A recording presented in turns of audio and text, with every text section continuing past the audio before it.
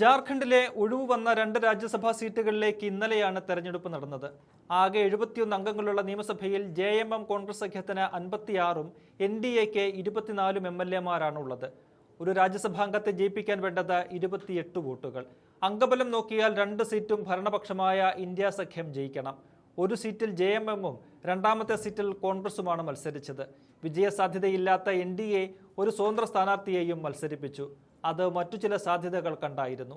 എന്തായാലും ഫലം വന്നപ്പോൾ JMM സ്ഥാനാർത്ഥി ബൈദ്യനാഥ് റാമും NDAയുടെ സ്വതന്ത്ര സ്ഥാനാർത്ഥി പരിമൾ നത്വാനിയും വിജയിച്ചു.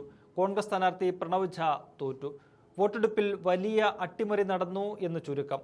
JMM സ്ഥാനാർത്ഥിക്ക് 30ഉം പരിമളിന് 28ഉം വോട്ടുകൾ ലഭിച്ചപ്പോൾ കോൺഗ്രസിന്റെ പ്രണവിന് കിട്ടിയത് വെറും 20 വോട്ടുകളാണ്. BJPയുടെ 2ഉം കോൺഗ്രസിന്റെ 1 വോട്ടുകൾ അസാധുവായി. ഭരണപക്ഷത്ത് നിന്ന് 6 വോട്ടുകൾ BJPക്ക് അനുകൂലമായി പോൾ ചെയ്യപ്പെട്ടിട്ടുണ്ട്.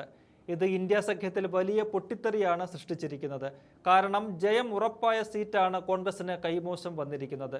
തോറ്റ പ്രണവ് ഝാ നിസ്സാരക്കാരനല്ല. കോൺഗ്രസ് അധ്യക്ഷൻ മല്ലികാർജുന ഖാർഗെയുടെ ഓഫീസ് സെക്രട്ടറിയാണ്. അതിനാൽ തന്നെ തോൽവി ഖാർഗെയ്ക്ക് വ്യക്തിപരമായ വലിയ തിരിച്ചടി കൂടിയാണ്.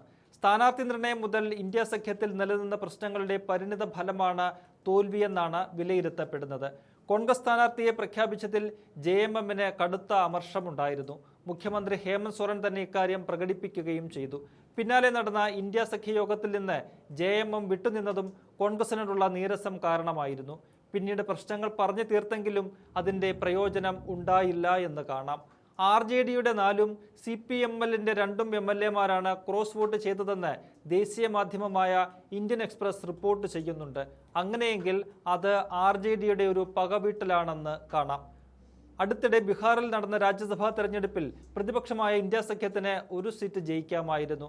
അവിടെ RJD സ്ഥാനാർത്ഥിയെ നിർത്തി. എന്നാൽ ഫലം വന്നപ്പോൾ മുഴുവൻ സീറ്റും NDA തൂത്തുവാരി.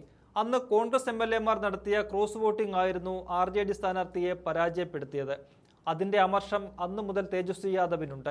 ഇക്കഴിഞ്ഞ ഇന്ത്യ മുന്നണി യോഗത്തിൽ തേജസ്വി ഇക്കാര്യം വ്യക്തമാക്കുകയും ചെയ്തു. കോൺഗ്രസ് ഹൈക്കമാൻഡ് ഇടപെടാഞ്ഞതാണ് പാർട്ടി സ്ഥാനാർത്ഥിയുടെ തോൽവിക്ക് കാരണമെന്നാണ് തേജസ്വി വ്യക്തമാക്കിയത്. ഇടഞ്ഞു നിന്ന കോൺഗ്രസ് MLAമാരെ അനുനയിപ്പിക്കാൻ ഇടപെടണമെന്ന് തങ്ങൾ പലതവണ പറഞ്ഞിട്ടും ഹൈക്കമാൻഡ് ചെവിക്കൊണ്ടില്ലെന്നാണ് തേജസ്വിയുടെ പരാതി. അങ്ങനെ ബീഹാറിൽ കിട്ടിയതിന് ജാർഖണ്ഡിൽ RJD കൊടുത്തു എന്നാണ് രാഷ്ട്രീയ നിരീക്ഷകർ ചൂണ്ടിക്കാട്ടുന്നത്. എന്തായാലും ഇന്ത്യ സഖ്യം കൂടുതൽ ദുർബലമാകുന്നതാണ് ദേശീയ തലത്തിൽ കാണുന്നത്. രാജ്യസഭയിൽ ഒറ്റയ്ക്ക് കേവല ഭൂരിപക്ഷം ഉറപ്പിക്കാനുള്ള നീക്കത്തിലാണ് BJP. അത് ലക്ഷ്യം വെച്ചാണ് പല സംസ്ഥാനങ്ങളിലും ഉറപ്പില്ലാത്ത സീറ്റിലും അവർ മത്സരിക്കുന്നത്.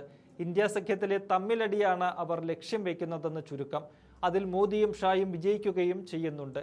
ജയം ഉറപ്പായ സീറ്റുകൾ പോലും ഇന്ത്യ സഖ്യ പാർട്ടികൾ ദയനീയമായി തോൽക്കുന്നത് അവരുടെ തകർച്ചയെ തുറന്നു കാട്ടുകയാണ്.